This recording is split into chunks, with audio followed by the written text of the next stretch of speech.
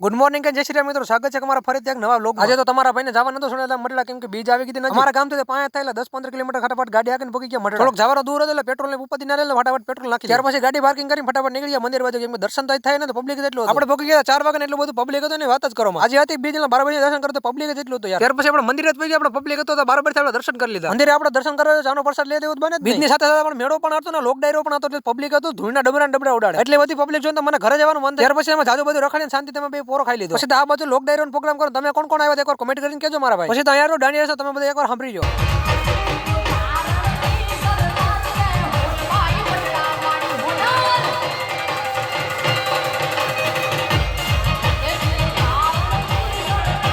આપણે દાંડિયા જોઈને ફટાફટ નીકળી જાય, પબ્લિક જ એવું હતું યાર. ત્યાર પછી આપણે આગળ તો રૂપલમાં આવ્યા હતા રામપર સ્પેશિયલ, કેમ કે સોનલધામ મટડા આજે હતી 1 તારીખ, એટલે બધા લોકો સોનલમાં દર્શન કરી લો. પછી તો આપણે સાંજે પ્રસાદ લઈને ફટાફટ નીકળી ગયા વાડિયા, અને રાતનો નજારો જોઈને તમને બધા દર્શન કરી લો. આવી જ રીતના વ્લોગ જોવાય તો ફોલો સબસ્ક્રાઇબ કરતા આવજો.